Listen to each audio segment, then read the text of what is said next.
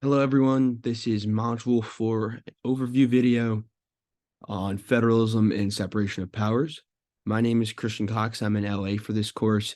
I made this video for you all to help you better understand the course material of this module and to help prepare for the quiz and the final and exams that you're going to have to take throughout the duration of this course. So I hope you find it helpful and informative. So in this video, you will learn background information on the Founding Fathers, three branches of government and their separated powers, federalism, state versus federal law, and some study questions for the future.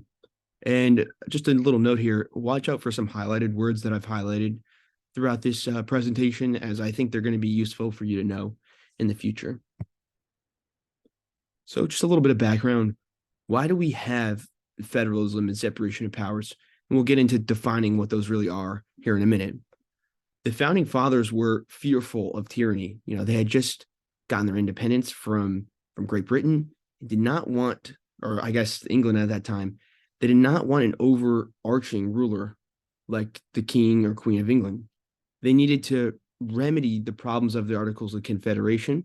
So the Articles of Confederation was the founding document prior to the Constitution, and it had a number of issues like inability to levy taxes, a high threshold for constitutional amendments. So they looked at these problems and said, we need to make a new document that has separation of powers and some form of federalism. And lastly, they wanted to create a government that had distinct branches so that they can effectively govern the people and effectively police itself. And that kind of goes back to the theme of the first point of being afraid of tyranny. They needed and wanted a government that wasn't going to overstep its power, wasn't going to break the separation of powers. So that's, as you'll see throughout the duration of this presentation, it's a very important theme. So separation of powers, the three branches of government.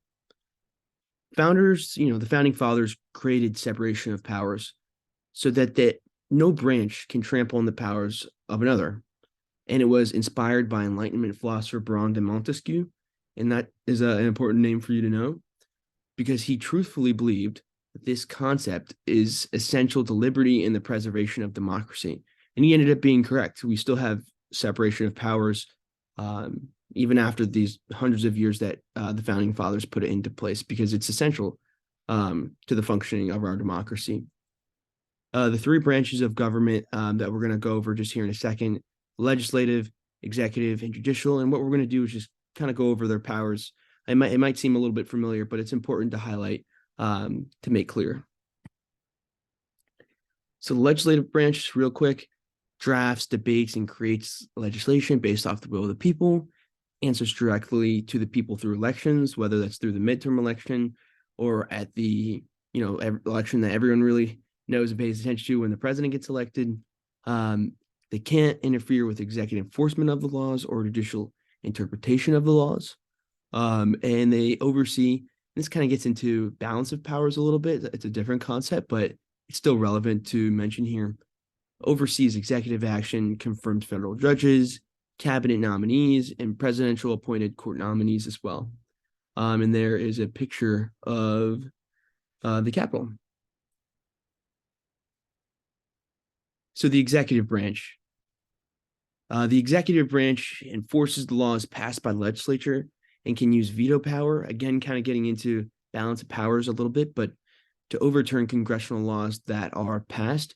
And that pretty much is the president saying, no, I understand that Congress passed this law, but I don't want it, so I'm going to veto it. And the legislator can overturn that, but that's a different process that we don't have to talk about right now.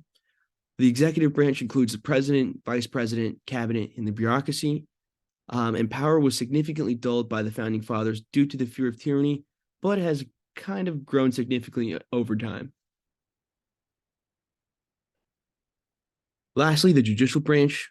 The job and the power of the judicial branch is to interpret the constitutionality of the laws passed by Congress, dispute resolution over the language and purpose of federal law, and the Supreme Court is the highest court in the land and has the final ruling on all matters relating to constitutionality.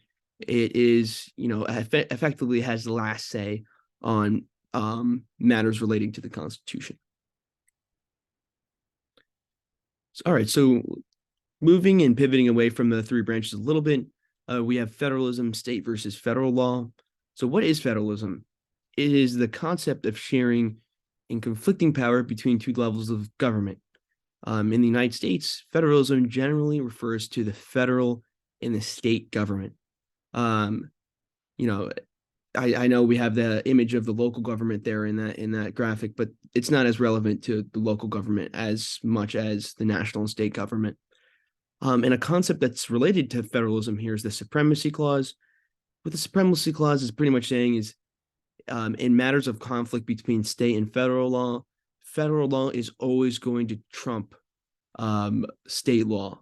So that's basically what that means, and that's very important to remember.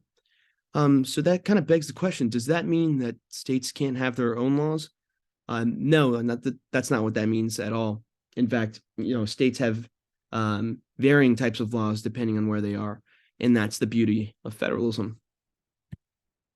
All right, so that's pretty much it. Some study questions that are based on the key concept that we discussed here today. Why did the founding fathers embed separation of powers in the Constitution? What Enlightenment philosopher is the separation of powers based on? What are the three branches of government and their purposes?